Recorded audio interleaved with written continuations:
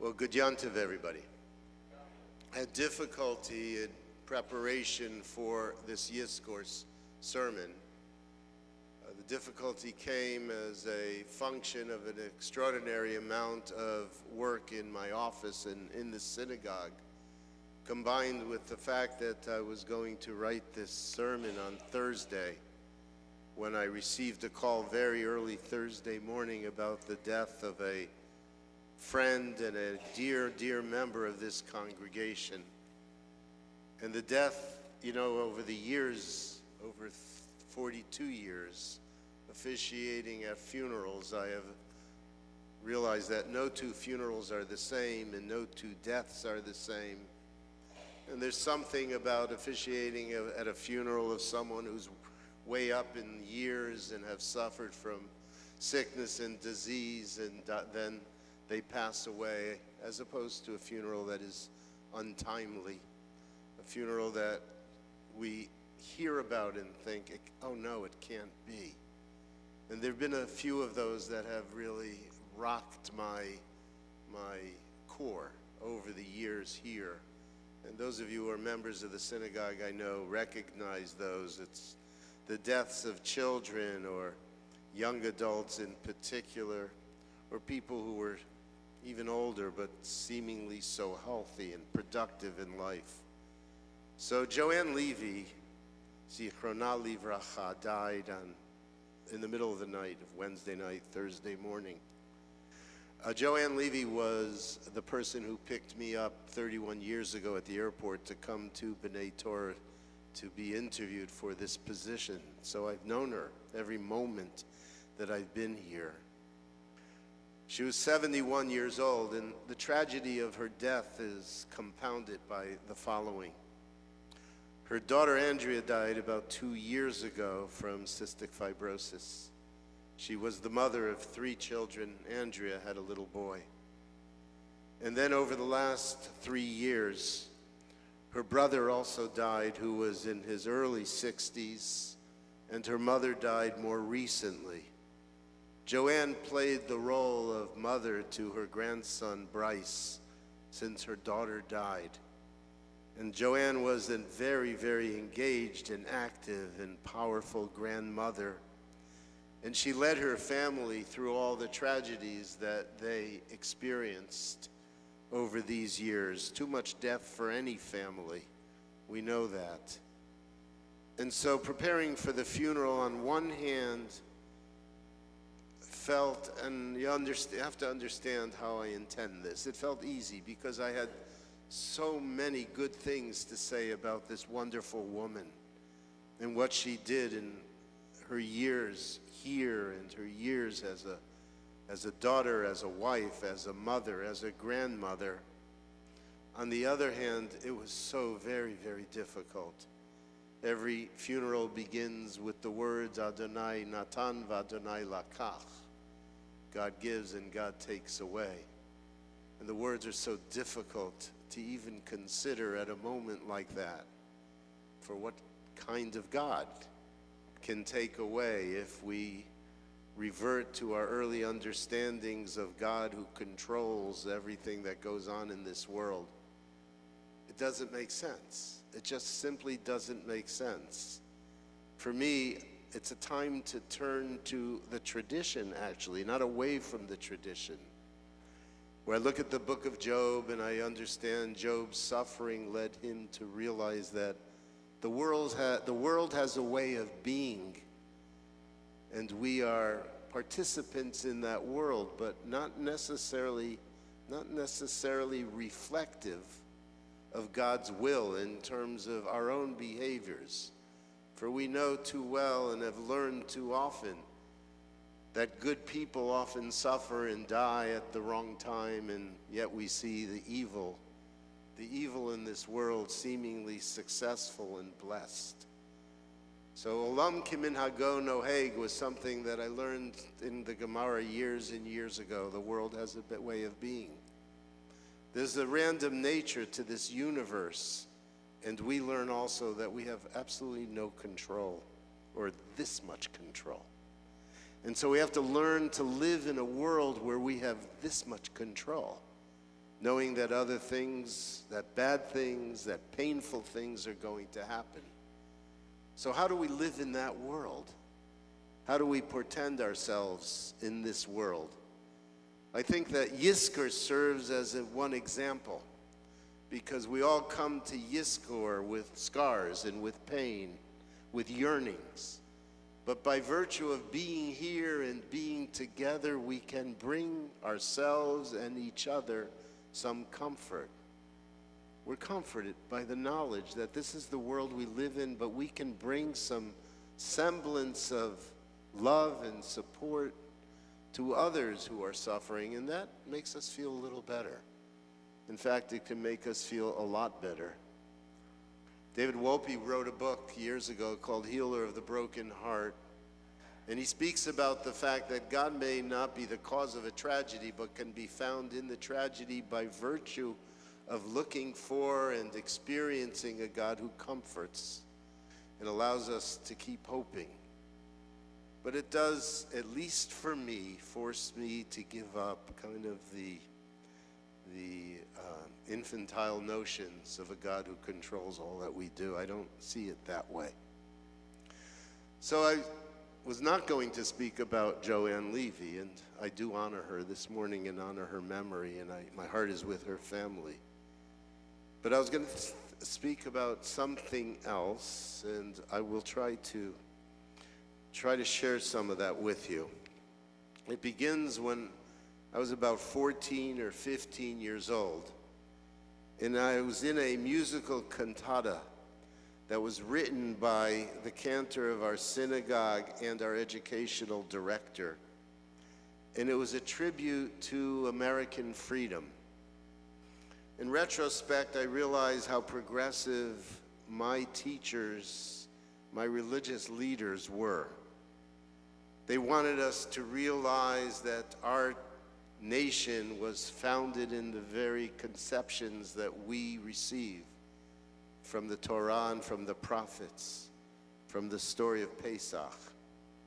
Well, this cantata portrayed the idea of American freedom and the continuous struggles to grow that freedom through generations. Obviously, it impacted me because I remember it well and I remember the music. It dealt with issues from our wars and challenges to freedom of expression.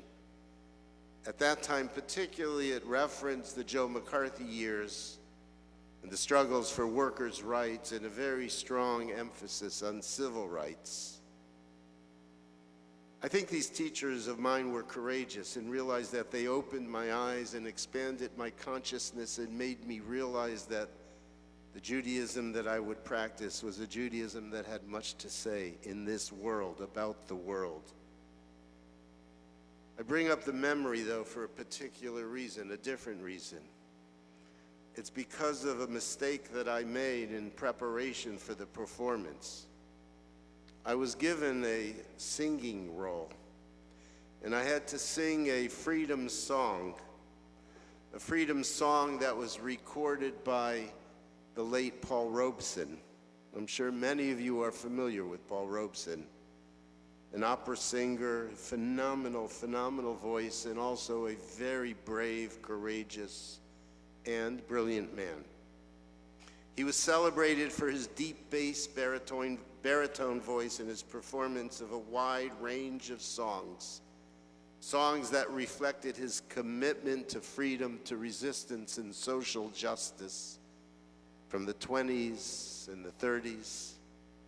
And you know his songs.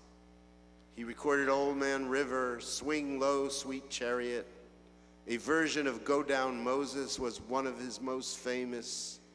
And his rendition of Sometimes I Feel Like a Motherless Child showed his ability to convey deep feeling and emotions. He became very famous for the role he played in the Ballad of Americans, which was what our presentation in Hebrew school back then was based. So my educational director wanted me to feel the passion of those songs and the one that I was to sing. The problem was that Robeson's music was no longer being recorded. So Mr. Mallon gave me a collection of old 78 RPM records to listen to. Do you remember 78 RPM records?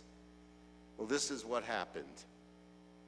We had a hi-fi, a record player. And to play the records back then, you placed them on top of a spindle. And then they would drop down on the turntable.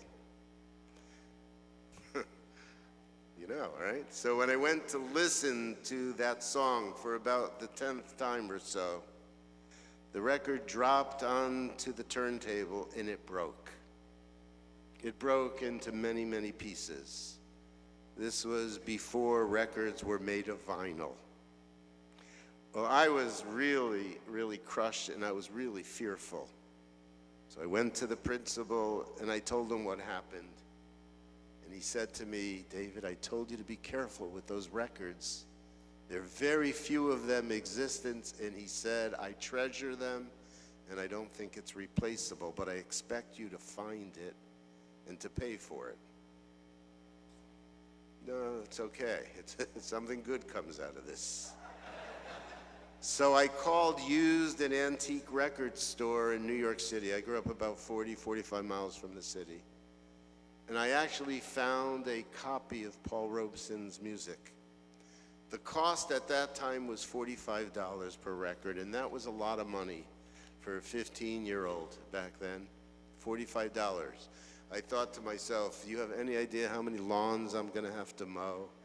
How many sidewalks I'll have to shovel? How many cars I'll have to wash? That was my primary source of income besides like the $2.50 an hour for tutoring bar mitzvah boys. Well, it took me months, but between that work and my allowance, I was able to buy the record. I went into New York and bought the record. And through that period, my parents were sympathetic with me, but they encouraged me to work hard. They expressed their support for me to do what I was obligated to do. And they were empathic with me, so it wasn't like, I didn't feel they were punishing me, but they were encouraging me. I broke the record, literally, but it was my responsibility to replace it. So here's what I want to tell you. I have this image that stayed with me. You know, we all carry particular images from long ago. They're engraved in our minds. They're images of important events to us, to each one of us. And so I see it as clearly as day, the record dropping from the spindle and breaking into pieces. And I was astounded and confused. I literally can still see it. How would I tell Mr. Mallon? Would he ever forgive me? Would he ever understand? He warned me when he gave the record to me. It was a collector's item. Oh my God. And it was important to him, and I broke it. And from that broken record, I learned a lesson that stayed with me my whole life. It's a lesson about a number of different things. One is about care and responsibility for the property of others, and something else. And that is, we learn when we break things, and we learn from brokenness. This is what I really wanted to reflect on. It's about the brokenness and the potential that our brokenness teaches us. I think all of us with sensitivity or any sensitivity feels pretty broken right now. The world is a broken place. There's so many dangerous spots. And our own future seems uncertain. We don't know what kind of a world we'll be leaving to our children. What's going to happen to all the people who are different, including ourselves? There are cracks in us. And then I realized that the Seder in the Passover story brings us some ideas about brokenness. And the first one that I want to mention comes from a teaching in the recent JTS Pesach resource from a rabbinical student by the name of Lara Roden. And I mentioned this to the board in the beginning of April. She wrote that we are no strangers to brokenness. When Moshe came down from the mountain with the first tablets and saw the people wildly celebrating around the golden calf, he took the tablets that he had received as a result of God's revelation, and he dropped them, or he threw them down to the ground. They shattered into many pieces. We've used this to learn many important lessons about life. The broken tablets of stone were not left there on the ground, but rather they were taken and put into the Aron Kodesh next to the next set of tablets, the whole tablets. The holiest of symbols can be broken. They weren't left on the ground, though, so as to be a reminder of a few things. Perhaps it was to remind us of our history, to remind us of our imperfection, to remind us of our mistakes. Perhaps it would remind us that we can be forgiven. It was a lesson in permanence and impermanence, all of these things. All of these things. And so we learned from the broken tablets. The day I read this piece from Lara Rodin, it was a Sunday, and the evening before I did a wedding at a hotel in Miami Beach, a rooftop wedding on a rather windy and cold night. There have been 2 times in my rabbinic career where, after starting the ceremonies, I realized something was missing from the table that was needed for the wedding ceremony. As an aside, to lighten things up a bit, I'll tell you that I did a wedding in Napa, and we got to the bracha, the first bracha over the wine, and they forgot to put wine on the table. Imagine in Napa, they forgot the wine. But this time it was the glass that was to be broken.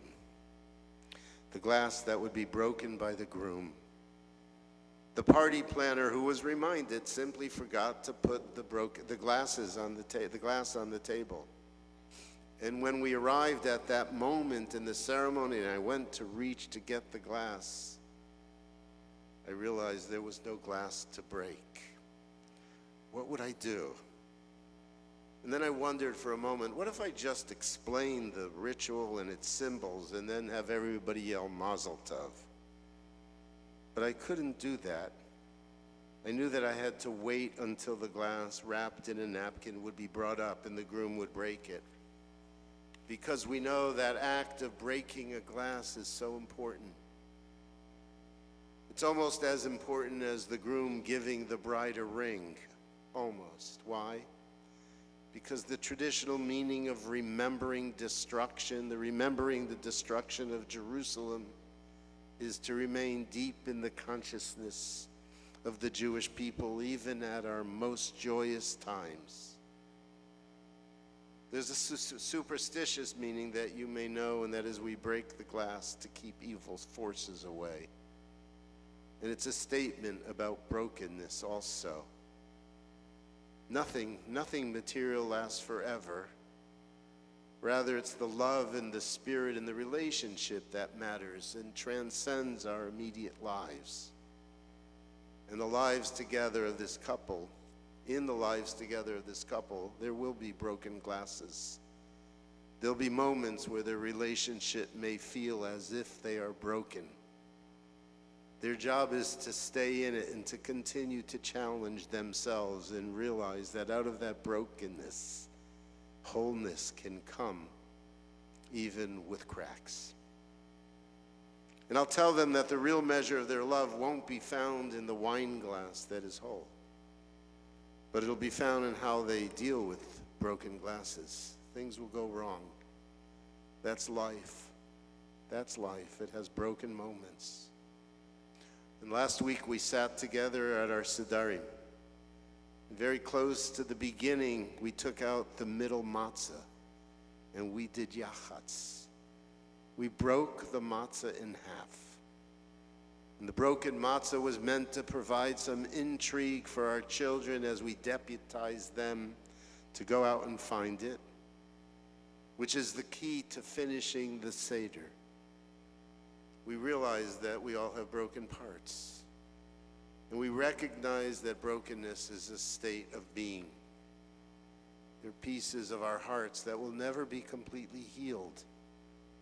Every Yizkor, I, like you, feel the scar that yearns for those whom I loved who passed. All of us are here feeling those parts of us. Those parts of us that at one time were broken by death. And our challenge is to take the memories and the pain and find some meaning in it and find acceptance.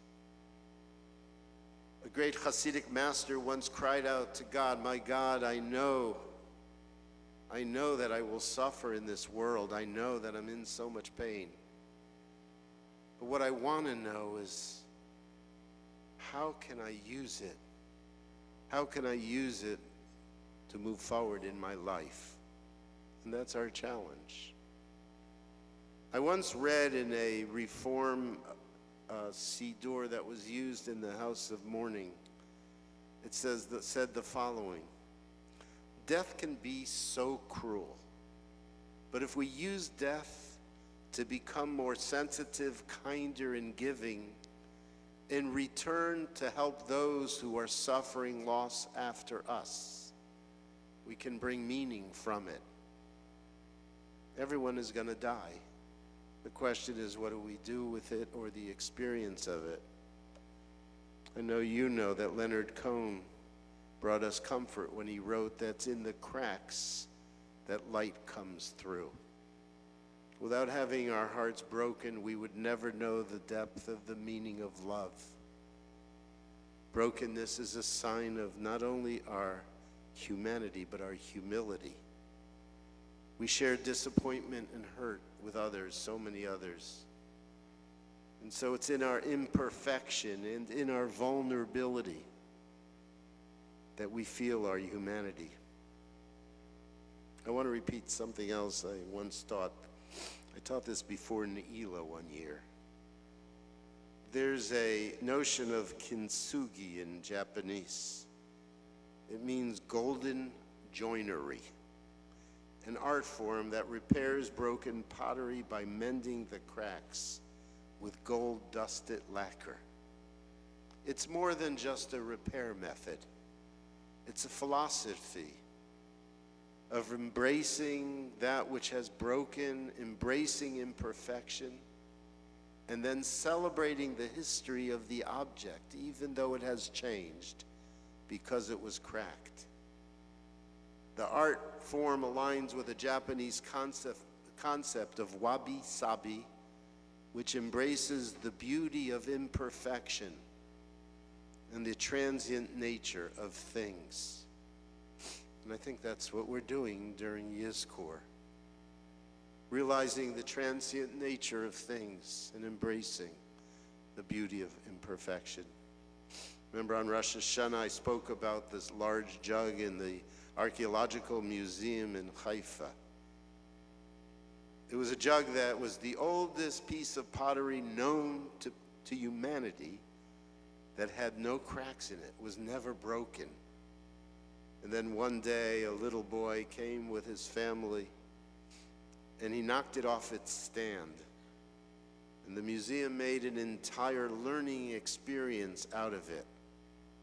And through it, they taught kids and adults and other museum curators about how to show objects and how to teach about the rehabilitation of broken objects. We learn from loss. We learn from mistakes. We learn from our brokenness. We learn from that which is bitter. And on Pesach, we try to sweeten it a bit. And that's why we have charoset for a maror, and that's why we eat them together. And that's reflective of both the life we inherit and the life that we have some control over. So then our question is, how do we live with pain and with death? How do we exist in a world that does have so much tragedy? In truth, there are many more questions than there are answers, but it's the question we have to live with. It's the question that's at the heart of our work as human beings. At Yizkor on Pesach, we recognize there have been times of great loss. We recognize that we were enslaved. We know that many people and nations have come before to oppress us. And yet we sit at our tables and we experience the joy of family life and the joy of tradition, and we sing together, we make music. Our lives have been changed over and again, but we have continued to move on. It's true with us as a people. It's true with us as individuals. We know that we began this week remembering that we did everything we could to save our children and to celebrate their lives, but we'll end this Pesach with the service of Yizkor. We're going to end with memories that connect us to our past, can evoke not just sadness but also love, and are intended to help us be hopeful. So, my friends, let us do what we can to sweeten the most bitter times. Let our own pain bring us closer to each other, to our community, and to our families, and to our loved ones. Let our pain not make us bitter and resentful, but kinder in learning how to love generously. We have to commit ourselves to be with the sick and the bereaved, to bring warmth and touch and food and joy. And you know what? Giving this way to others, sharing this way with others, not only brings them a sense that you care, but it expands you. It makes your kindness and your love grow. At the end of the day, we do the best we can with the little control we have in a world that has so much pain and hurt in life, loss. It takes a commitment to move beyond ourselves to help others. And I know that we can find inspiration by looking around. We're sitting here remembering those we love. And we know that we're not alone doing this, because together we have to confront the great challenges of living a human life.